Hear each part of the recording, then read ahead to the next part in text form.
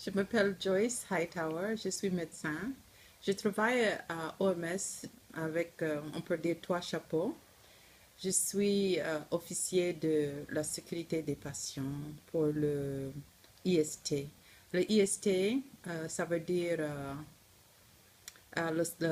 l'équipe de support pour entre pays et pour le Est et Sud, c'est 20 pays.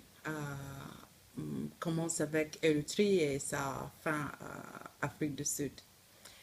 Et je suis disponible pour chaque pays s'ils ont des questions et ils ont besoin de la support sur les questions de la sécurité des patients. Deuxième chapeau, et je suis le gérant pour la région Afrique d'un programme qui s'appelle African Partnerships for Patient Safety. Donc, on a les hôpitaux qui sont en partenariat avec les hôpitaux au nord, on peut dire au nord, avec les hôpitaux en sud ou bien en Afrique. Normalement, ça c'est avec le Royaume-Uni, avec France, avec Suisse, et on a l'espoir que ça doit être avec beaucoup des autres aussi au futur. On a presque 22 pays maintenant qui sont partis de ça. Et notamment, on a trois qui sont en partenariat avec un hôpital aux États-Unis, Johns Hopkins University Hospital. Ça, c'est Sud-Soudan, Libéria et un groupe en Uganda. Troisièmement, je suis chargée avec le suivi les plans de préparatifs et réponses pour l'Ebola pour les 20 pays. C'est-à-dire que c'est eux qui font le plan. On a une index sur lequel on peut évaluer s'ils sont au standard et on leur aide de faire ça dans une façon d'améliorer leur préparation en cas de. Ce sont des pays qui sont non affectés, mais on a l'espoir qu'ils vont rester non affectés, mais en cas en cas c'est une crise, alors d'Ebola, alors on leur aide de se préparer pour un cas d'Ebola chez eux. Ça, c'est mon travail. Merci beaucoup, Joyce, d'être avec nous et nous vous remercions aussi beaucoup pour vos contributions, vos excellentes contributions lors de notre semaine sur le thème de la sécurité des patients, qui a été vraiment très intensif, des discussions très intensives. Et pour renforcer en fait le rapport final qui est en cours d'élaboration. Donc nous allons vous poser quelques questions qui vont nous permettre effectivement de finaliser ce rapport. La première question, c'est concernant la problématique donc de la sécurité des patients et son contexte africain. Pour vous, qu'en est-il aujourd'hui pour justement le niveau régional, subrégional et pays? Maintenant, on a mis en place un programme. Donc, chaque pays est responsable de faire un plan qui inclut les préparatifs et aussi un plan intégré de les réponses. Alors, le préparatif est très bien parce que ça demande qu'il améliore la fondation de leur système de santé, naturellement. Alors, il a amélioré d'être au niveau que dans les hôpitaux, ils sont sélectionnés pour le site d'entrée dans leur pays. Normalement, ça c'est au capital où se trouve l'aéroport ou bien s'il y a une frontière où beaucoup de camions ou bien les bus passent ou le train. Alors, ils choisissent leur site où ils peuvent mettre en place en réponse. C'est-à-dire que s'il y a une question, quelle est la méthode que vous allez utiliser de engagé d'être sûr que si c'est vraiment un cas suspect ou bien probabilité, on peut mettre cette personne en sécurité, isolement, et puis on peut garder la santé de tous les autres avec la vraie méthode, sauf de se protéger et de protéger le patient.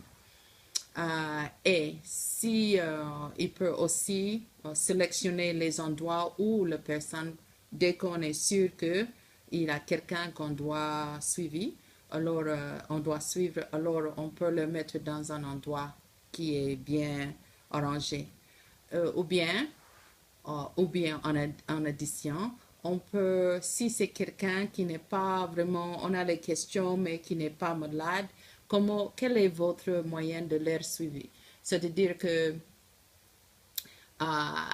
vous avez une équipe qui peut prendre leur température 2 fois, ou bien quel est votre programme d'être sûr que cette personne, si il tombe malade, on peut avoir à le même moment un moyen de leur garder tout ça, mais en quarantaine ou bien quelque chose d'autre, le prochain niveau, de garder la santé des citoyens du pays. Alors, on fait les drills, en cas s'il y a un avion qui vient et il y a quelqu'un qui est malade et tout ça, qu'est-ce qu'on va faire? Quelles sont des étapes? Alors, ils sont en train de faire ça chaque pays. Alors, on a formé un groupe de pays à la fois, normalement c'est par langue, et on leur expose chaque aspect d'un plan. C'est-à-dire que comment on peut engager la communauté, parce que vous savez, en Afrique de l'Ouest, ça c'est un problème grave, hein? Parce que s'ils n'ont pas expliqué, les gens résistent. Et si vous avez une résistance, si vous n'avez pas la coopération de la communauté, vous avez déjà perdu, parce que c'est là où les gens qui sont malades restent. Et si on ne les laisse pas faire leurs choses de culture, si on fait l'interférence grave, c'est-à-dire qu'ils vont résister parce que vous avez vraiment humilié, vous avez dit que leur coutume, ça n'a rien, pas de valeur. Et pour quelqu'un, c'est vraiment une insulte, hein. On les insulte. Alors, au lieu de les engager, on les éloigne et puis, comme j'avais dit, on a déjà perdu. Alors, chaque pays, c'est pas seulement pour la communauté, mais comme engager les gens de communication, comme les gazettes et les autres, parce que c'est eux qui touchent chaque personne, la radio, la télévision, la gazette, le journal. S'ils impriment quelque chose, les gens prennent ça, c'est la vérité, parce que c'est imprimé.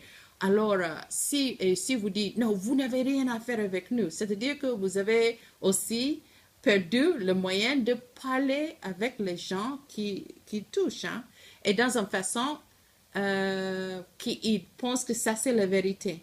Alors, quelle est la façon on engage la communauté? Quelle est la façon on engage les gens de communication? Quelles sont les méthodes d'engager vraiment les gens qui sont dans les centres de soins?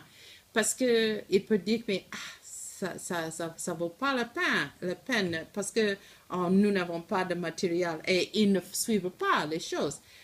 Vraiment, c'est grave, hein? Parce que pas seulement le patient qui n'a pas récupéré, mais eux-mêmes, ils vont mourir. Alors, c'est vraiment un aspect qu'on a, c'est pas en partie de les choses qu'on fait, mais on touche toutes les choses, même comme on fait la commande pour le matériel, comme on fait beaucoup de choses. Ça, c'est la formation. Et dès qu'ils ont eu cette formation, ils peuvent faire la révision ou développer leur plan de préparation et de réponse pour leur pays. Et puis, après ça, normalement, même s'il fait ça à la fin de cette formation, il doit aller présenter, ça doit être adapté par leur gouvernement. Et de là, on va le suivre de savoir est-ce qu'ils ont acheté les choses, est-ce qu'ils ont acheté les choses qu'il a dit, c'est important. Est-ce qu'ils ont fait le drill de vraiment voir si ça marche ou non? Est-ce qu'ils ont formé les gens qui doivent faire les choses dans une façon différente? Alors ça, on est en voie de faire ça.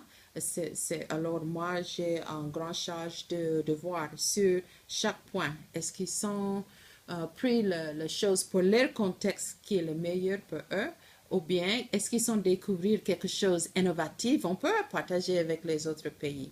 Alors ça, c'est le statut de la préparation. Merci beaucoup, Joyce, pour ces explications très détaillées sur le processus en fait de prise en charge des cas concernés justement par la crise Ebola et comment vous avez très bien exprimé comment votre tâche par rapport à la sécurité des patients donc a un impact majeur en fait dans la prise en charge du patient, la détection et puis l'isolement aussi du patient pour être sûr que il pourra être mis dans les moyens appropriés en isolement pour garantir la santé en fait des autres personnes de la population. Donc la deuxième question concerne en fait l'action de l'Organisation mondiale de la santé par rapport aussi à son périmètre. Pour vous, qu'en est-il aujourd'hui au niveau régional, au niveau national par rapport à cette action, donc au niveau de la sécurité des patients et comment voyez-vous aussi l'impact de ces actions sur celle des bureaux pays OMS. Comment se fait cette coordination au niveau des trois niveaux, hein, régional, sous-régional et national?